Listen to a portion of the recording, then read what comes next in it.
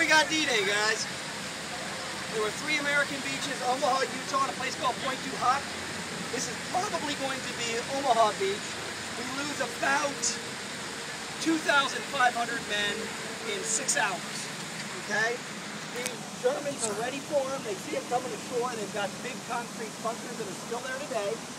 They basically just rake the area of fire. The way the Germans did it is, if that's the beach, I'm not going to fire like this. Instead, I'm going to fire like this, so that no bullets are going to miss anything. They basically swept the beaches. When you see them, you think they'd all be facing the beach. All the bunkers are at an angle, so that every bullet's going to count. They're going to hit everybody in the side. The first troops that land is A Company from the 29th Division. The ramp went down. They all got off the boat fine. The boat was turning around, and the guy said they heard the fire open up. Basically wiped out this whole company. The lieutenant in charge made it forward, got shot up, turned around and said, advance the wire cutters, and was cut down at that point. They didn't have any wire cutters to speak of. All I guys know what he's talking about. There's a small town called Bedford, lost 24 guys in that opening 3-minute fight. Because it was a National Guard unit, a lot of guys joined together from the town. D-Day for these guys, they land around 6 a.m. and they're basically going to fight till the sun goes down, but a lot of it does slack off, but those first 6 hours are very intense. We've seen Saving Private Ryan. Think about it, the opening scene of Saving Private Ryan is only a half hour long. This is 6 hours of people trying to blow you up and shoot you and do anything bad to you they can think of, and the only way to stop it is to move forward. So what? We won, and the reason we won, the deal was, you know, if you imagine a beach, if you're going to the beach, there's a road that goes right up to the beach, perpendicular. Now, try not to spill any water in your mouth. So they had these roads that they called draws. And the idea was to land at the draw and capture it so that you could drive tanks on it. Well, of course, the Germans know this, and they defend the draws more than anything else. So that's where the greatest amount of casualties are occurring.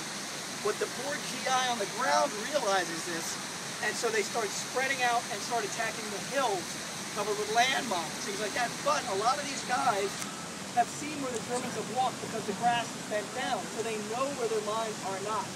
And a lot of these guys weed their way up these hills and take the draws and start pushing down. And the naval ships on out of the water looking at it start seeing these guys coming down the draws. These are Germans. They start opening fire on them until they finally get the radio message to cut it out. These are the Americans. Utah Beach is a lot lighter because that's where the airborne troops land. They say the casualties for the guys coming ashore that day were minuscule compared to what's going on in Omaha Beach. There's one last section called Point Du Hoc. Basically, you do this with your hand. That's Omaha Beach, that's Utah Beach. Right here is Point Du Hoc, and it's a huge cliff. And the Germans have 5 cannons that can fire on both beaches. So what we do is we land these specially trained rangers that have catapults with ropes. Shoot off the cliff. The guys will climb up them. Everybody makes it up, and everybody's like, well, how come the Germans didn't just machine gun them? Well, the Navy was shelling the heck out of the area. There's huge craters there even today. And something kind of clever they did, they put fuses on these grappling hooks that they shot up. So the Germans would go to cut the grappling hook and see the fuse burning and think it's a bomb and run away from it. So the Rangers all get up, about 100 of them, start charging the area. The Germans are so well entrenched, they lose about half their men in just 12 hours of fighting. They make it into these big concrete bunkers where these guns are, and the guns are big logs. And they're like, oh my God, we did all this for nothing. Well, 2 guys think, well, they couldn't have done this too recently, so they run all the way to a road, and on the other side of the road there's a big hole in the ground with big nets, and they find the guns. So there's these 5 giant guns. They see some Germans talking, go buy some ammunition. They realize they're getting ready to open fire on the beaches. So they take what are called thermite grenades, which just fuse up, they don't explode. They start dropping them down the tubes, and then to make sure that these guns aren't going to fire, one of the guys takes his rifle, wraps his jacket around it, and knocks out all the optics, all the visual parts of the guns. They start running back, thinking, woo, we knocked out these guns, we've accomplished our mission.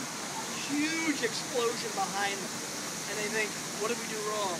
Well, they didn't know it, but another group had made it over to their east a little bit, found the ammunition, and blew that up.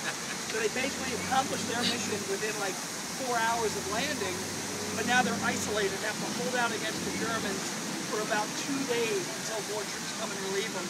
There's a great story where they order a retreat, and one guy with a machine gun is covering this whole retreat, and the moon keeps coming in and out of the clouds. And every time the moon comes out, he machine guns a bunch of Germans, and when they figure out where he is, the clouds come back, cover him up, he makes more of a retreat, stops, the moon comes out, starts the Germans, clouds come back, and just works his retreat from there.